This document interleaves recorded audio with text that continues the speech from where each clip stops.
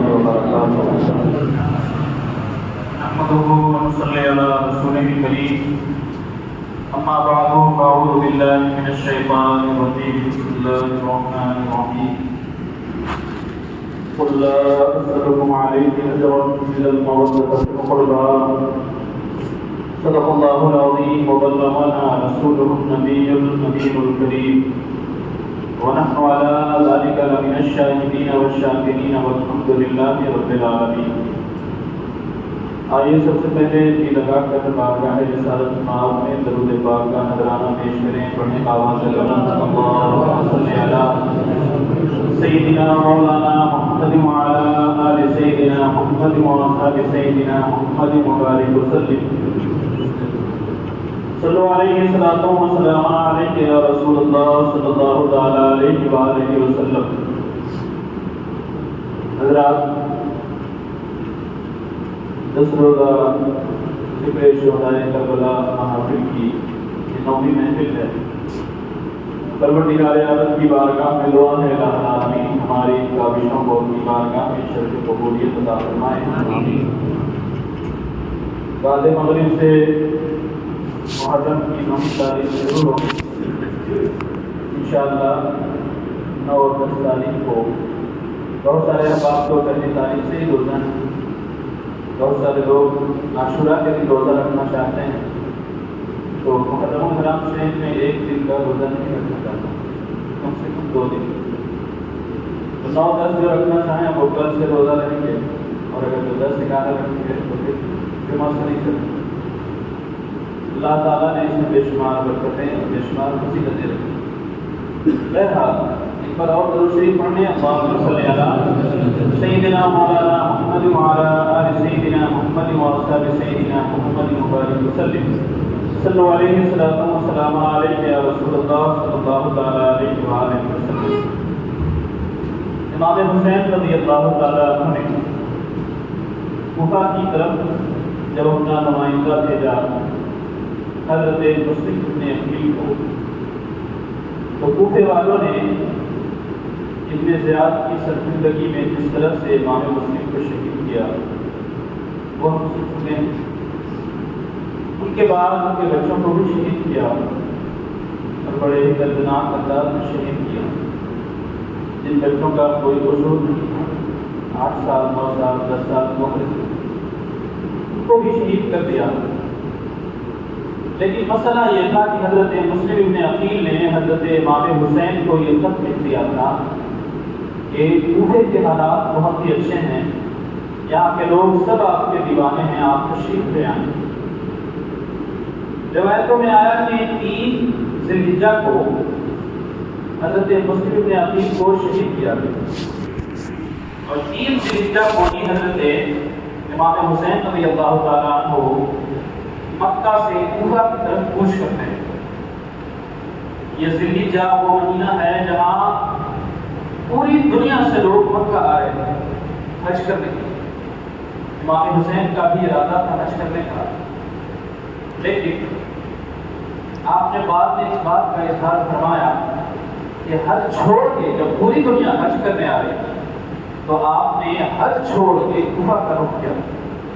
پہلے تو اچھی کو نہیں بتایا، بعد میں جب لوگوں نے بہت اصرار کیا تو آپ نے بتایا کہ اگر میں حج کرتا تو یا تو لوگ مجھے گرفتار کر لیتے یا پھر حاجیوں کی شکل میں آئے ہوئے قاتل مجھے قتل کر دیتے، اور میں نہیں چاہتا تھا کہ شہر حرمت، شہر کعبہ میں، شہر مکہ میں کسی کا خون بہایا جائے.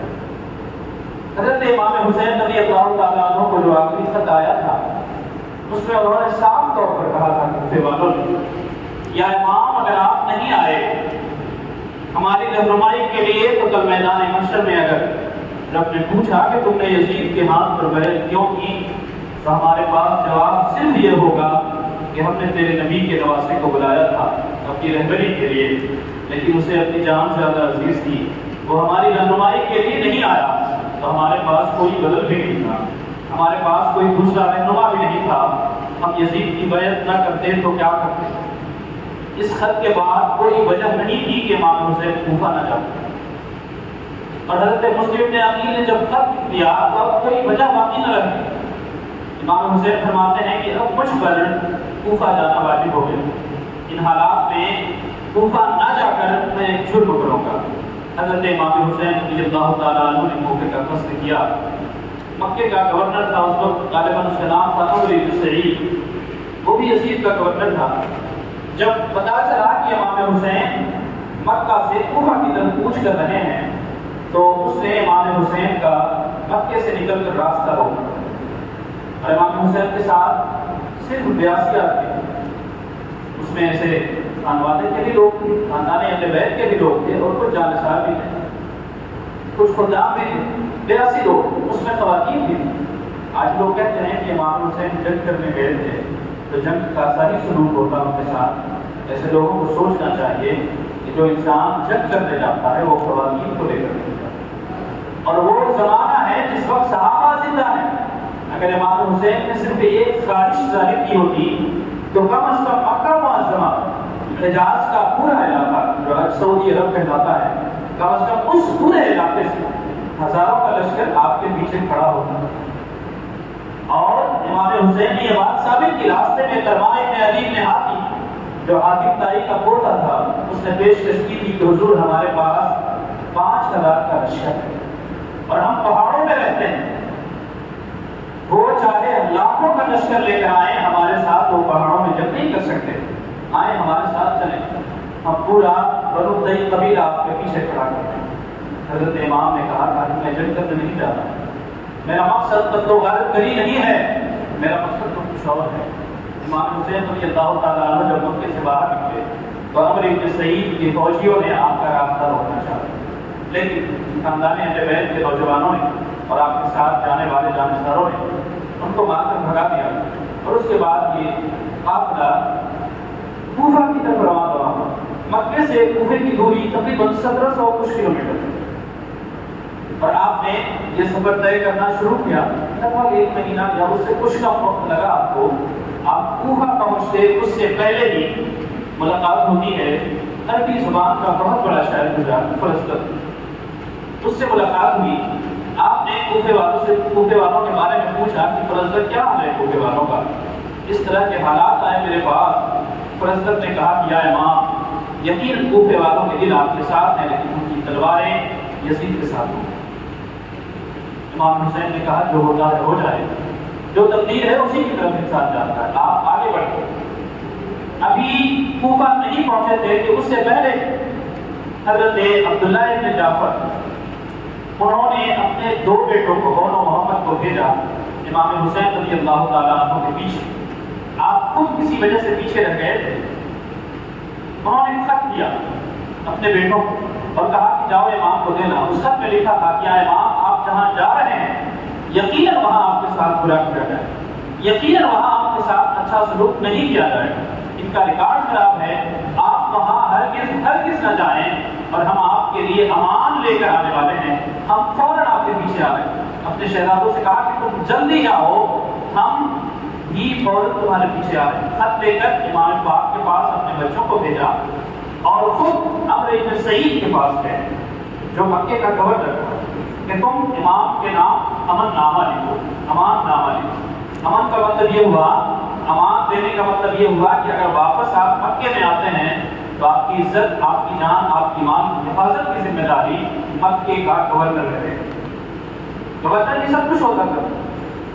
تو حضرت عبداللہ بن جعفر نے جب یہ خط لکھوایا تو پھر کہا کہ شاید امام نہ مانے، تو انہوں نے گورنر کے بھائی اس کو لیا اپنے ساتھ اور کہا کہ تم میرے ساتھ چلو، اور گئے امام پاک کے پاس. راستے میں ملاقات ہوئی، لیکن حضرت امام حسین رضی اللہ تعالیٰ عنہ نے فرمایا کہ اب میرا واپس ہو جانا یہ ممکن ہے، میں واپس نہیں ہو سکتا.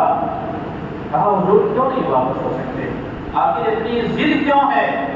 کہا یہ ایسی باتیں ہیں جو ہر شخص کو نہیں بتائی جائیں گی، اور میں تو یہ راز کی بات ہے جو میں کبھی نہیں بتانے والا. اور راز کی بات امام پاک نے نہیں بتائی، اور وہ بہت سارے لوگوں نے بات میں لکھا کہ نبی اکرم صلی اللہ علیہ وسلم کی طرف سے کوئی بشارت نہیں، کوئی حکم تھا، کوئی وعدہ تھا، جو خواب میں امام حسین نے نبی صلی اللہ علیہ وسلم سے کیا تھا، ایک تو وہ مشہور ہے جو کہتے ہیں بچپن کا وعدہ، وہ اپنی جگہ صحیح ہے، لیکن اس وقت بھی ایک وعدہ ہوا تھا خواب میں کہ کوفہ جانا ہوگا، مذہب اسلام کی خاطر اپنے آپ کو مٹانا ہوگا۔ امام حسین چلتے رہے، کوفہ سے کچھ پہلے آپ نے پڑاؤ کیا، وہیں پر آپ کو خبر ملی کہ حضرت مسلم ابن عقیل شہید کر دیے گئے۔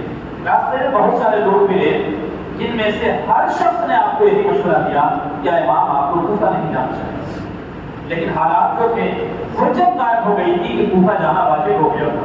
کوفہ گئے بغیر کوئی گزارا نہیں تھا۔ امام حسین رضی اللہ تعالیٰ عنہ کوفے کی طرف بڑھتے رہے، لیکن کوفہ نہ پہنچ سکے۔ کوفے سے پہلے ہی ابن زیاد نے 1000 کا لشکر لے کر حر ابن یزید تمیمی کو بھیجا۔ یہ حر ابن یزید یہ یزید کا بیٹا نہیں ہے، یہ دوسرے خاندان کا ہے، لیکن نیک انسان تھا۔ اس نے کہا کہ جاؤ، تمہیں امام حسین کا راستہ روکنا، ان سے جنگ نہیں کرنا ہے، راستہ روکنا۔ حضرت حر نے آپ کا راستہ روک دیا، کہا کہ آپ کو کوفہ نہیں جانا، آپ کوفہ نہیں جا سکتے۔ کہا کیوں نہیں جا سکتے؟ کہا یہ حکم ہے گورنر کا، آپ کوفہ نہیں جا سکتے۔ حضرت امام حسین نے فرمایا کہ ایسا کرو کہ تم مجھے کوفہ نہیں جانے دیتے تو مجھے کہیں اور جانے دو، میں کہیں اور بھی چلا جاؤں گا۔ کہا حضور نہ میں آپ کو واپس جانے دوں گا، نہ میں آپ کو کوفہ جانے دوں گا، ہاں میں آپ کے ساتھ رہوں گا اور ادھر ہی رہنا ہوگا، کہیں آپ جا بھی نہیں سکتے۔ امام حسین رضی اللہ تعالیٰ عنہ چلتے رہے، ایک دوسرے راستے پر ہو گیا۔ ایک دن جب لشکر حر کا سو رہا تھا، فجر کے وقت آپ نے اپنے ساتھیوں کو جگایا اور کہا چلو ہم چلتے ہیں۔ بہت کوشش کی چلنے کی، بہت کوشش کی آگے بڑھنے کی، لیکن آنکھ لگ جاتی اور پھر پلٹ کر وہیں آ جاتے۔ جب امام پاک نے پوچھا کہ یہ کیا ہے، یہ کون سی جگہ ہے، تب لوگوں نے بتایا کہ امام اس کو کربلا کہتے ہیں۔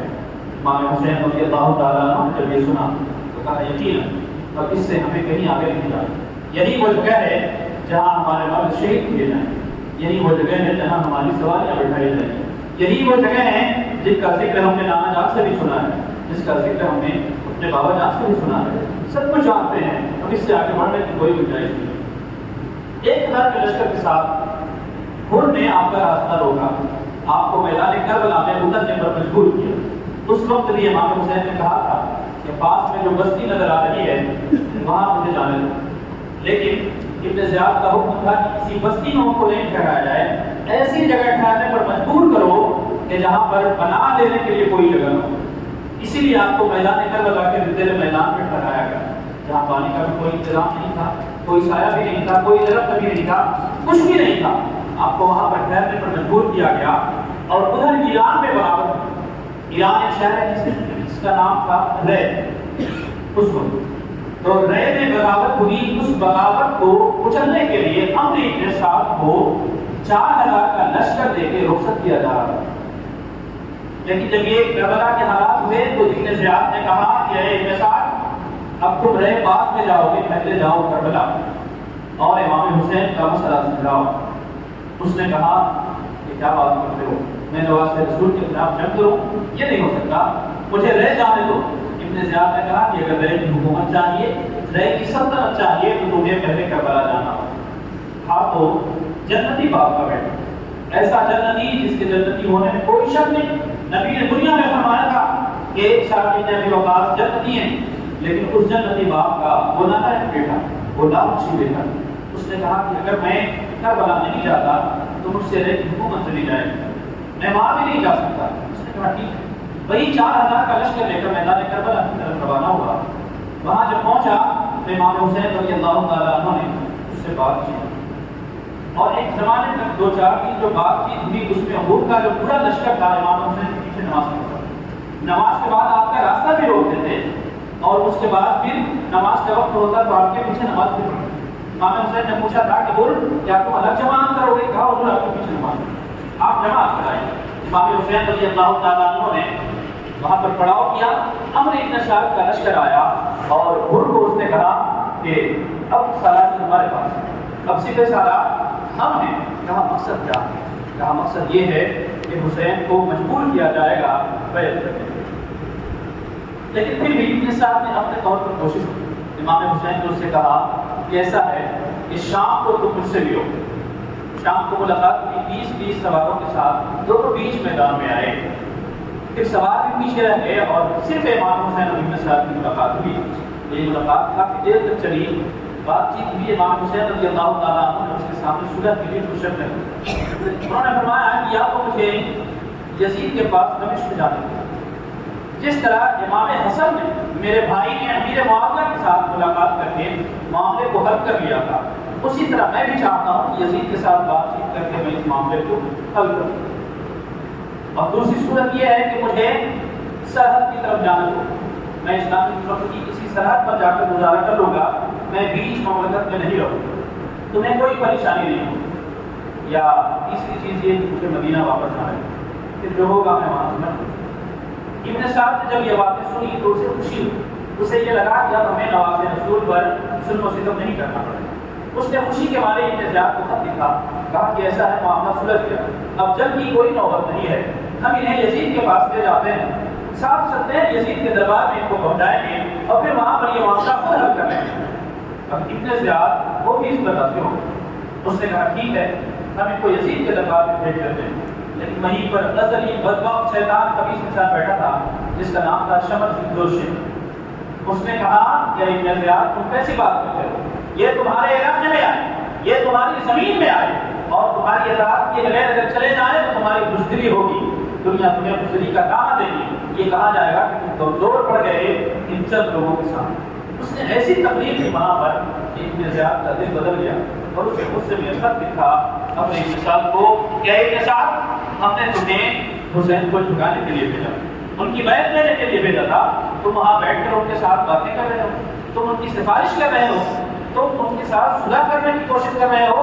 یا تو حسین کے ساتھ جنگ کرو, ان کو یزید کی بیعت کرنے پر مجبور کرو, اور نہیں تو میرا سیدھے سالار جا رہا ہے, تم لشکر اس کے حوالے کرو.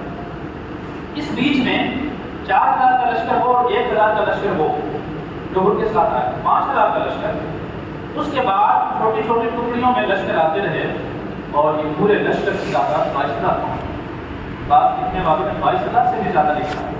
اب آپ جوڑتے رہیے گا کہ 82 لوگوں کے مقابلے میں 22,000 کا لشکر ہے, اور 82 میں بھی سب لڑنے والے نہیں ہیں. کچھ شیردار بچے بھی ہیں, کچھ دودھ پیتے بچے ہیں, کچھ خواتین بھی.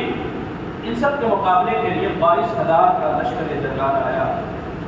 جب شمر بن جوشم آیا میدان کربلا تو اس نے ابن سعد سے کہا کہ دیکھو مجھے حکم دیا گیا ہے, یا تو ابن سعد سے سالاری کرے اور فوراً حسین پر حملہ کرے, ورنہ میں پہلے تیری گردن کاٹوں گا اس کے بعد حسین سے جنگ کروں.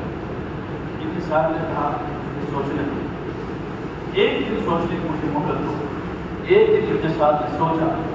سوچنے کے بعد اس نے کہا لالچ غالب آ گئی. کہا ٹھیک ہے, میں قیادت کروں, میں حسین پر حملہ کروں, میں جنگ کروں گا حسین. امام حسین رضی اللہ تعالیٰ عنہ اپنی تلوار لے کر اپنے خیمے کے بعد بیٹھے ہوئے. عصر کے بعد کا وقت تھا کہ ابن سعد کے حکم سے پورا لشکر حملہ کرنے کے لیے تیار ہو. صرف 82 لوگ, ان کے مقابلے میں 22,000 کا لشکر زراعت حرکت کر رہے ہیں. حضرت امام پاک نے دیکھا تو اپنے بھائی حضرت عباس رمضان کو بھیجا. کہا جاؤ پتا کرو کیا وجہ ہے کہ اس وقت کیوں حملہ کرنا چاہتے ہو. جب وہاں پوچھا گیا تو ان لوگوں نے کہا کہ اب آپ کے پاس کوئی راستہ نہیں, یا تو آپ یزید کی بیعت کریں اور نہیں تو پھر جنگ کے لیے تیار ہو جائیں اور مٹنے کے لیے تیار ہو جائیں. اور 7 تاریخ سے آپ پر پانی بند کر دیا گیا. 5,000 کا لشکر صرف امام حسین کے لیے پانی نہ مل سکے اس کے لیے لگایا گیا. پورا خوراک لے جا رہے 5,000 آدمی کو خوراک دیا گیا کہ یزید حسینی خیمے کا کوئی بھی انسان پانی نہ دے سکے, صرف اس کے لیے. امام حسین رضی اللہ تعالیٰ عنہ نے حضرت عباس انداز کہا جاؤ ان کو کہو کہ ہمیں ایک رات کی مہلت چاہیے. حضرت عباس انداز نے عرض کیا حضور, آج تک ہم نے کبھی آپ کو نہیں دیکھا جنگ سے بھاگتے ہو, آج تک کبھی نہیں دیکھا کہ آپ نے بہادری نہ دکھائی ہو, آج جنگ سے بھاگنے کی وجہ کیا ہے؟ امام حسین نے فرمایا عباس بات یہ نہیں ہے کہ میں جنگ سے بھاگنا چاہتا ہوں, بات یہ نہیں ہے کہ مجھے جنگ سے ڈر لگ رہا ہے, میں صرف یہ چاہتا ہوں کہ جنگ میں پتہ نہیں کیا ہو اور پتہ نہیں ہونا چاہے, یقیناً ہم مارے جائیں گے. تو ایسے وقت میں کم از کم ایک رات کا نصیب ہو ہم کھل کر عبادت کریں, ہم کھل کر خدا کی بارگاہ میں رو کر گڑگڑا کر اپنے عقیدے پیش کر سکیں, نمازیں پڑھ سکیں, قرآن کی تلاوتیں کر سکیں. اور یہ دنیا جانتی ہے کہ حسین قرآن سے کتنی محبت کرتا ہے, نماز سے کتنی محبت کرتا ہے. اس لیے اسے بزدلی پر معمول نہ کرنا، اسے یہ نہ سمجھنا کہ ہم جنگ سے بھاگ رہے ہیں، بلکہ ہم خدا کی عبادت کرنا چاہتے ہیں۔ ابن سعد نے یہ بات مانی، اس نے کہا ٹھیک ہے، صبح کو جنگ کے لیے تیار ہے۔ 10 تاریخ دوائی جمعہ کا دن تھا۔ حضرت امام حسین رضی اللہ تعالیٰ عنہ نے رات میں، جمعہ کی رات، یہی جو بھی رات ہے یہ رات چل رہی ہے، اس رات میں اپنے جتنے خاندان کے نوجوان لوگ تھے، شہزادے تھے، ان کو خیمے سے باہر لے گئے۔ وہاں لے جا کر انہوں نے کہا کہ میری ایک بات مانو تم لوگ۔ کہا حضور کیا بات؟ کہا دیکھو یہ خواتین ہیں، یہ ہماری بات نہیں مانتی، میں جو کہہ رہا ہوں یہ سنتی نہیں، تم ایسا کرو کہ تمام خواتین کو لے کر واپس مدینے چلے جاؤ، تم سے کوئی کچھ نہیں پوچھے گا، ان کو پریشانی صرف مجھ سے، میں میدان کربلا میں اکیلا رہ کر ان سے جنگ کر لوں، اور جو ہوگا میں دیکھ لوں۔ جب امام حسین نے یہ کہا تو شہزادوں نے کہا کہ یا امام یہ کس بات، یہ کیسا سوال ہے، یہ کیسا مطالبہ ہے؟ آپ کو کیا لگتا ہے کہ ہم آپ کے بعد زندہ رہنا چاہیے؟ آپ کے بعد جو زندگی گزری وہ یقیناً حرام ہوگی، ہم مریں گے تو آپ کے ساتھ، جئیں گے تو آپ کے ساتھ، دوبارہ یہ نہ کہنا کہ ہم واپس آئے۔ واپس آئے امام حسین خیمے میں، آپ نے خواتین کو جمع کر کے کہا کہ اے نبی کے گھر کی عورتوں، ہماری ایک بات مان لو۔ انہوں نے کہا حضور حکم کریں۔ کہا وعدہ کرو ماننا ہوگا۔ خواتین نے کہا کہ حضور یہ بات کہاں سے آ گئی؟ وعدہ کی کیا بات ہے؟ ہم نے کبھی نافرمانی نہیں کی ہے، آپ حکم کریں۔ امام حسین رضی اللہ تعالیٰ عنہ نے فرمایا دیکھو میں نے نوجوانوں سے کہا وہ نہیں سنتے، وہ لڑنے مرنے پر تیار ہیں، ایسا کرو تم ان کو لے کر واپس مدینے سے لے جاؤ، کسی کی بے حرمتی نہ ہو، کسی کی جان نہ جائے، میں نہیں چاہتا کہ کوئی میری وجہ سے مارا جائے۔ تو پھر ان خواتین نے کہا یا امام یہ پہلی اور آخری بات ہے کہ ہم آپ کی بات نہیں مان سکتے، ہم نے اگر یہ بچے بھی پالے ہیں تو اسی لیے کہ آپ کے ساتھ دین اسلام پر قربان کرتے ہیں، اگر ہم نے یہ جوانیاں تیار کی ہیں اپنے بچوں کی تو اسی لیے کہ جب بھی مذہب اسلام پر حرف آئے گا، جب بھی حسین پر کوئی مصیبت آئے گی تو ہم اس پر وار دیں گے، آپ کی یہ بات نہیں تسلیم کر سکتے۔ پھر امام حسین نے اپنے ساتھ آنے والے جو چند اصحاب تھے جو خاندان اہل بیت کے نہیں تھے لیکن غلام اہل بیت تھے، ان کو جمع کیا، رات ہو چکی تھی، شراب جلا ہوا تھا خیمے میں، آپ نے سب کو جمع کیا اور کہا سنو یہ لوگ میرے خون کے پیاسے، یہ لوگ مجھ سے یزید کی بیعت چاہتے ہیں، اگر میں نے بیعت کر لی تو کسی سے کچھ نہیں کہیں، اور اگر یہ میری جان لے لیں تو پھر اس کے بعد یہ کسی کو کچھ نہیں کہیں گے، ان کو کسی اور سے مطلب نہیں ہے، یہ صرف مجھے چاہتے ہیں۔ ایسا کرو تنہائی ہو چکی ہے، رات ہو چکی ہے، کوئی دیکھ بھی نہیں رہا، ایسا کرو کہ تم نکل جاؤ اور واپس چلے جاؤ اپنے اپنے گھروں کو۔ امام حسین رضی اللہ تعالیٰ عنہ یہ کہتے رہے، ٹہلتے رہے، اور خیمے میں ٹہلتے ٹہلتے آپ نے چراغ بجھا دیا اور کہا سنو ہم نے چراغ بجھا دیا ہے، شاید تمہیں جانے میں خراب لگے، تاریکی کا فائدہ اٹھاؤ اور جاؤ واپس مدینے چلے جاؤ، جہاں سے آئے ہو وہاں چلے جاؤ، جاؤ اپنے گھر چلے جاؤ، اپنے محلے میں، اپنے قبیلے میں چلے جاؤ، اپنے خاندان کے ساتھ خوشی خوشی رہو۔ تھوڑی دیر کے بعد آپ نے چراغ بجھایا دوبارہ، ایک شخص بھی اپنی جگہ سے نہیں ہوتا۔ بوڑھے حبیب ابن مظاہر، مسلم ابن عوف کا یہ لوگ کھڑے ہوئے کہنے لگے اے نواز رسول آپ کیا سمجھتے ہیں کہ ہم کیوں نہیں آ گئے آپ کے ساتھ؟ واللہ جب تک یہ جسم میں جان ہے خون کا ایک عزت کا قربان کر دیں گے، اس کے بعد ہی آپ پر کوئی حرف آئے گا، اس کے بعد ہی آپ کی طرف کوئی چیز آ سکتی ہے۔ ایک بوڑھے تھے وہ کھڑے ہوئے، انہوں نے کہا اے نواز رسول قسم کھا کر کہتا ہوں کہ میں ان سے جنگ کروں گا، اپنی تلوار سے کروں گا، اپنے نیزے سے کروں گا، اپنے ہاتھ سے کروں گا، کچھ نہ ملا تو میں پتھر اٹھا کر ان سے جنگ کروں گا، مجھے معلوم ہے سامنے ہماری صدا کا لشکر ہے، لیکن اگر مجھے کچھ نہ ملا میں میدان کربلا کی ریت اٹھا کر ان سے جنگ کروں گا، لیکن اگر آپ یہ کہتے ہیں کہ مجھے چھوڑ کر چلے جاؤ تو میں میدان محشر میں موت کر دیتا ہوں۔ امام حسین رضی اللہ تعالیٰ عنہ نے چلتے چلتے دوبارہ چراغ بجھا دیا، کہا اگر تمہیں یہ ڈر لگتا ہے کہ کل میدان کربلا میں، کل میدان محشر میں نامجات کو کیا جواب دو گے تو میں تمہاری طرف سے سفارش پیش کروں گا، تم نکل جاؤ واپس چلے جاؤ۔ تھوڑی دیر کے بعد پھر جب آپ نے چراغ جلایا کوئی شخص نہیں اٹھا، کوئی بھی نہیں اٹھا۔ امام حسین رضی اللہ تعالیٰ عنہ خطبہ دے رہے ہیں، پھر فرمایا کہ تم چلے جاؤ۔ پھر ٹہلتے ٹہلتے واپس چراغ کے پاس گئے، اس کے بعد جیسے ہی چراغ کے پاس پہنچے ایک اور جان ساتھ کھڑے ہو گئے، کہنے لگے یا امام چراغ نہ بجھا، آپ چاہے پوری رات چراغ بند کر دیں، یہاں سے ایک بچہ بھی نہیں کریں، یہاں سے ایک انسان بھی نہیں جائے گا، ہم سب آپ پر قربان ہونے کے لیے آئے ہیں، قربان ہو کر نبی کی بارگاہ میں سرخرو ہوں، ہم یہاں سے واپس نہیں جائیں، چاہے جو بھی ہو پہلے ہم ہوں گے اس کے بعد آپ ہوں۔ امام حسین رضی اللہ تعالیٰ عنہ نے دیکھا کہ کوئی واپس جانے والا نہیں ہے، کوئی بھی ہٹنے والا نہیں ہے، کوئی بھی پریشان ہونے والا نہیں ہے، سب کے سب بالکل ثابت قدم ہیں، اور جتنے لوگ جانے والے تھے وہ جا چکے ہیں۔ آپ پڑھیں گے جب کتابوں میں، جب امام حسین شہر طیبہ سے چلے، شہر مکہ سے چلے، تو راستے میں بہت سارے لوگ آپ کے ساتھ ہو گئے اور ایک اچھا خاصا ایک لشکر سا بنتا چلا جا رہا ہے۔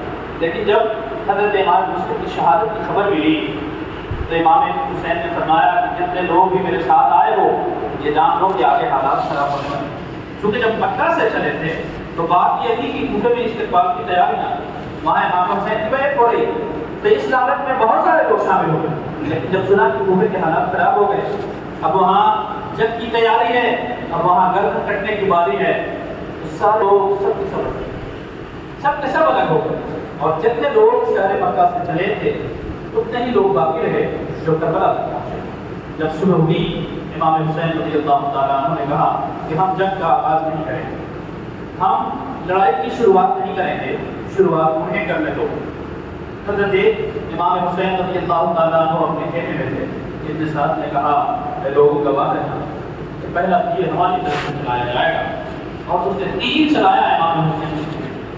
جب لڑائی شروع ہو گئی تو یزیدی لشکر میں جو سب سے پہلا سپہ سالار تھا، 1000 کا لشکر لے کر آنے والا، اور ابن یزید، وہ جب امام حسین نکلے اپنے خیمے سے اور یزیدی لشکر کے سامنے کھڑے ہو کر جب آپ نے خطبہ دیا اور کہا اے لوگوں کیا تم مجھے پہچانتے ہو؟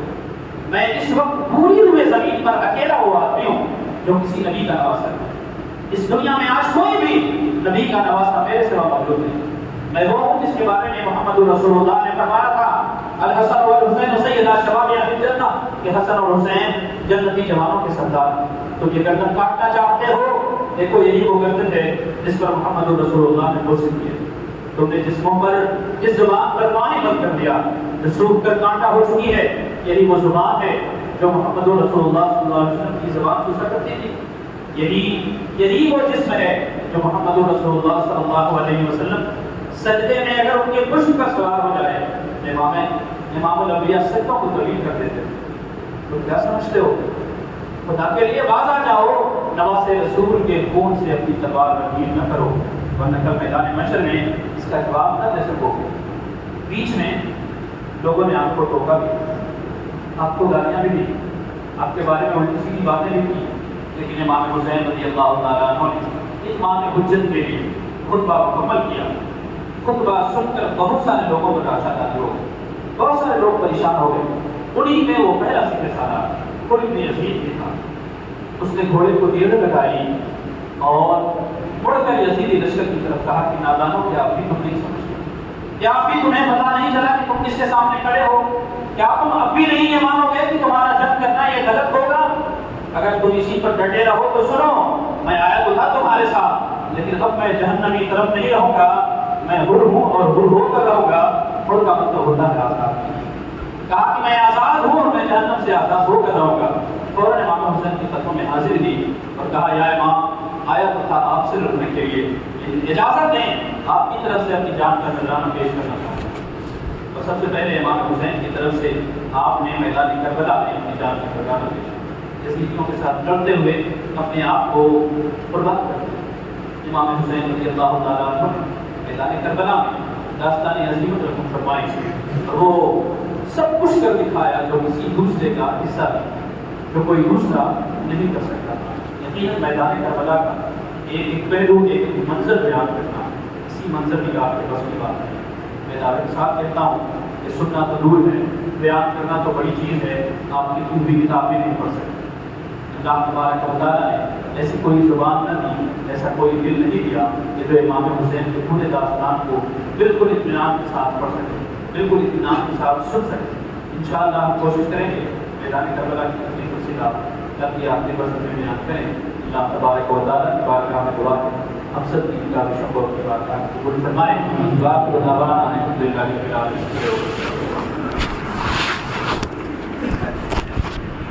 یا نبی سلام علیکہ، یا رسول سلام علیکہ،